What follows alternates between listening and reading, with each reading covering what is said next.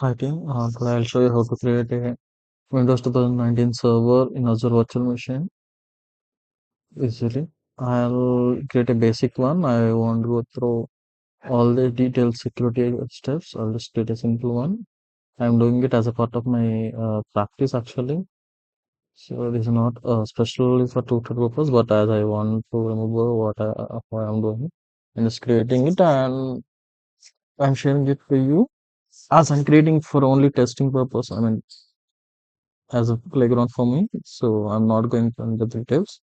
So here I'm creating a new resource group. Currently, I don't have any resource group resource in my Azure account. This is a free trial account I have to. So I'm creating a new resource group named as ID, and I'm giving a name to Azure Virtual Machine AD server. And these options I'm giving, and I'm leaving as a default one. This is no one for this all voltage option. I don't need to select any of these things. After these three settings will come when you're configuring your VM for security backup things, like backup when you want to create a backup for your VM, then it will go like this one. And security type I'm giving it as standard. And OS image I need Windows 2019 server, so I'm selecting it. And later I'll check the size. This is not my required size. I'll change this one because as a server I need a different one. So I'll go through the sizes now. I'll check all the sizes and I'll sort the size by cost and at least 8 GB RAM. So this one, yeah, it is my required one. I'll select this one and here I have to provide my username and password. Administrator. As it is a keyword, it was throwing as editor, so I should use another word as a name. So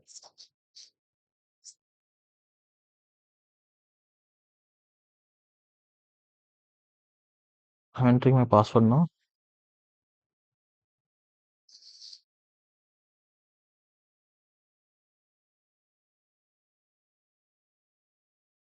These things I'll leave it as default. This I don't need premium USD. I need HLD. That's it. HLD is enough for me. And I require attached disk because that is required for me. I mean most files. This one also stand SSD is not required. HLD is enough for me. So I'll change it and I don't need 1 TB and 28 GB. Yes, 1.8 GB HLD is enough for me. So I'll select that one only. Um, I want to delete the disk along with the networking. These are new, so I'll keep them as it is.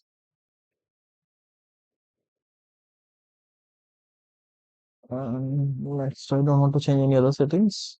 I'll go through all the things and I'll create. Okay, now on clicking on review and create, it will validate whether all metric details given or not. Once it is given, it will show the validation is passed, and now this is been costing me around 8 rupees per hour. So I'll create this one.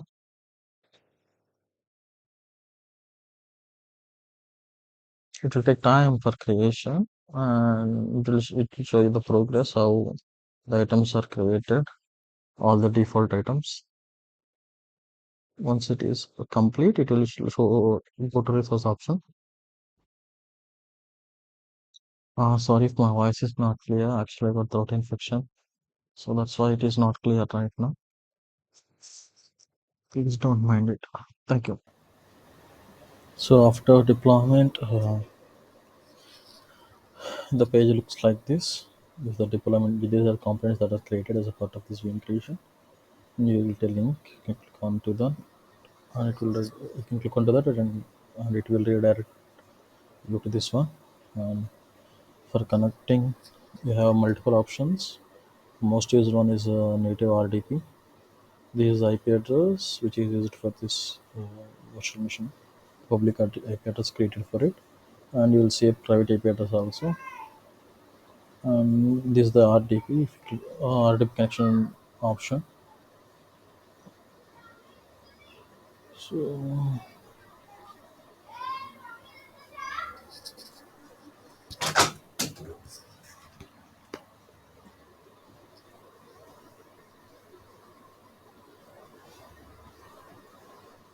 can download the article.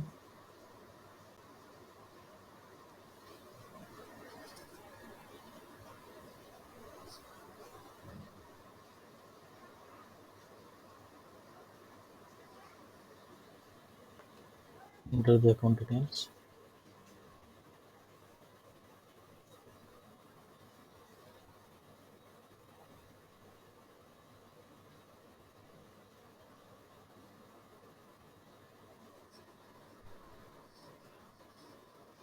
It will automatically connect. We'll see more options also here. Yes. So you can connect through Bastion or Windows Admin Center or native SSH or serial console also. Um, that's it for this video. Thank you.